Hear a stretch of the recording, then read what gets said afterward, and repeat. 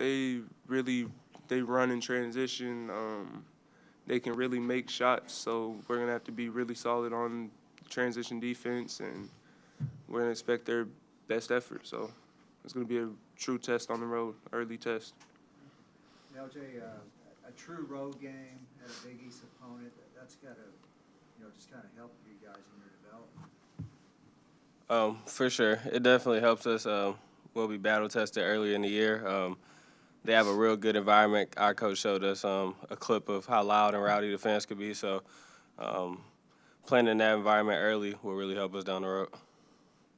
Kind of going along with that, playing in an NBA arena, is that kind of a cool experience? Do you ever take a step back and be like, well, this might be the next level for me?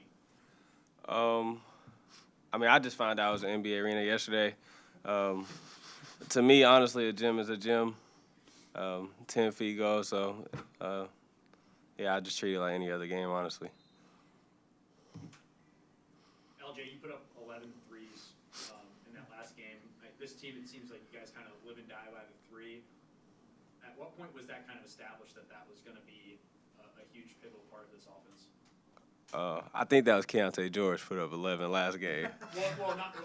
Come on, I've got. It wasn't me. You shot 11. Not threes. Keontae. Am I reading this wrong? They must have mixed the stats up. Yeah, 7 to 30. Yeah, no, that's just flipped. Yeah. Okay, we flipped. Anyways, Okay. this offense. When was it established that there'd be so many threes shot? We work on a lot of threes by ourselves. We're in the gym late night. Last year I shot the three ball pretty well, so I have the confidence to take a lot of threes. Keontae has been a pretty good shooter his whole life. He's been a good shooter. Adam, so we just look to run, and whenever we get good looks, we'll take them. John, I know that it sometimes can take a while for everybody to settle in, find their role here a few weeks into the season. Do you feel like you found your role in this team, or do you feel like there's still some feeling out to do? I definitely feel like there's still a little bit of filling out to do, but at this level, you just gotta buy in and do the little things that you need to do to win. Rebound, play defense, make open shots, and everything else will really take care of itself. Jalen, as a team, you're probably trying to rebound better. Has that been a focus at all during practice? Absolutely. We got help Big Flo out down there, and that starts with me. That starts with Caleb. That starts with everybody getting rebounding, all five coming back, nobody leaking out. So. LJ, you guys, you and Adam are averaging 17 points per game on the year, really kind of providing that spark and that veteran leadership.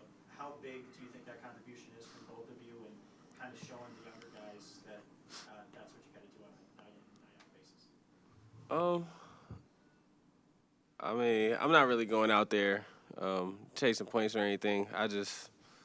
I know Flag isn't doing that either because, he's leading us in assists. We're just going out there trying to put our team in the best position to win. So if that's us scoring or us leading the team in assists, that's what we go out there to do. But the main focus is to go out there and get the win, and that's what we try to lead and show with the young guys. That's what we got to do to get it done. Real quick, to go along with that, you guys both made some key buckets down the stretch against UCLA. Who gets the priority in those situations? Is it just kind of like whoever's open gets the ball, or do you guys have any plays designed for you guys? We definitely have plays designed, so depend on whose number coach calls. But in those moments, if I'm feeling it, I'm gonna go get the ball. If he's feeling it, he's gonna get the ball. And down the stretch, I guess he was feeling it because he took matters into his own hands, and I trust him with those shots. So make or miss, we're gonna live with the results. LJ, is there someone on this team like a Mark Vital, like someone who will embrace that villain role? Maybe he's a little bit more willing to get chippy out there, for lack of a better word.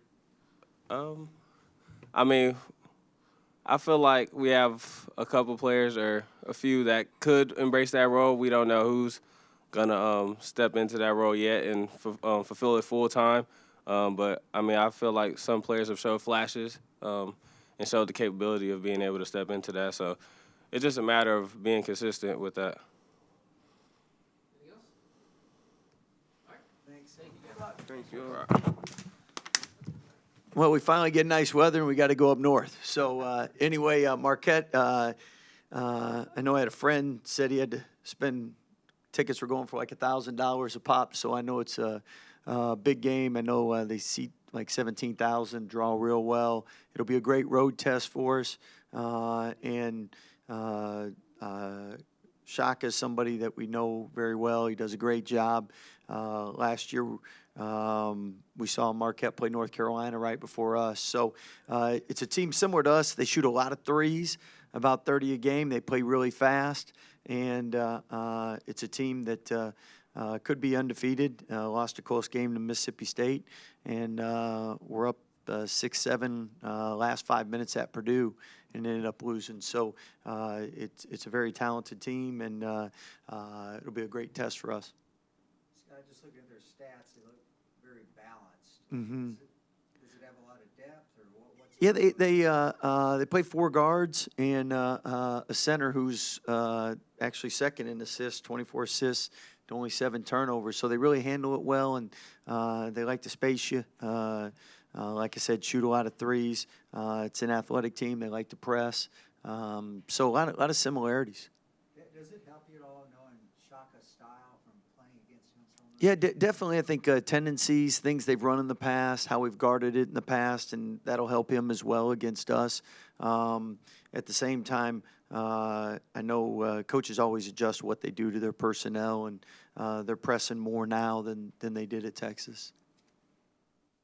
Got first real road test of the year. Yeah. What are you hoping to see out of the guys and how they respond to that? Well, you're hoping for a win, but first road tests are always very tough. And why I say that is it's first time you're used to the crowd being against you, the momentum, just how hard the home team plays and how they feed off of the crowd. So usually it's an adjustment wherever that first road game is. We kind of got a little taste of that. Virginia drew pretty well in the tournament, and when they were making their run, we kind of felt a little bit of that. But you really have to be mentally strong to be successful on the road, because basketball, more than any other sport, we all know crowds affect the game. The proximity of the crowd affects the game, and that's why in basketball it's so tough to win on the road because of that. And that's how much does a game like this now help you come Big 12 time? Oh, it's really important, because if the first time you're experiencing that crowd noise is in January, that's not a good thing. So you got to be prepared, and you got to practice. And it's one thing for coaches to know, but it's more important for players to know. And then it's important for everybody to know just how, I mean, you can have a game under control on the road, and one missed defensive assignment, one bad turnover where you lose focus or concentration, and all of a sudden the game can flip like that. The crowd can get energized, and you're like, man, what happened? So you just have the attention to detail has to be so tight when you're on the road. And again, that's why you play games like this in the non-conference, to experience it, so then you can practice knowing this is how hard and how efficient we have to be to win on the road. Coach, it feels like as of late it's been open season on upsetting top 10 teams. Do you feel like there's a belief from these other, from maybe the underdog, and does that make you a little more vulnerable? I think, again, it goes to COVID factor. You get more 5th and 6th year guys, so you got a lot of older, experienced teams. At the same time, coaches understand the parity. I mean, there might be a difference between the number 1 ranked player and the 100th, but I mean, after the top 20, 25 coming out of high school, they're 28 to 100 to 150 to 200. There's so many talented players. And then it's who continues to work, develop, improve. Some people hit their growth spurts a little later, fill out physically later. So, I mean, you throw that in with 5th and 6th years, there's more parity than ever in college basketball. Scott, what have y'all been focusing on as far as things you need to improve?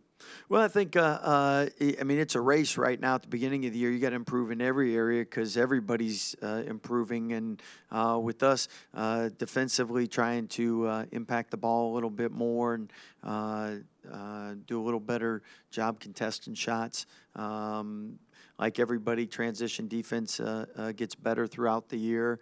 And then just the no one on your offense being more crisp, executing at a higher rate, not making so many mental mistakes. Again, someone messes up a play, you might not notice it, but from a coaching standpoint, it might be the difference of an easy bucket versus having to create something. And the more opportunities you can get easies, the better you can withstand runs because you don't go through scoring droughts. Coach, you mentioned their three-point shooting. You guys also shoot a lot of three-pointers. What's going to be the main difference in terms of getting a win rather than just making more buckets? Well, I think first and foremost, to win on the road, you have to control transition. You can't turn it over against their press. You can't give them easy ones on live ball turnovers. Then we have to contest their shooters like they're going to contest ours. And the big thing is when good teams miss, you can't give them 2 and 3 opportunities. So the glass becomes very important then. But with both teams, we're gonna press, and who handles it, who can get easy ones. Both teams are gonna play a lot of guards, and who gets better shots, who makes them, and then ultimately, I think the glass is very important, and that's something that we've tried to really become better at, and we've improved from our scrimmages, but we're still not where we need to be offensive rebounding wise and defensive rebounding wise.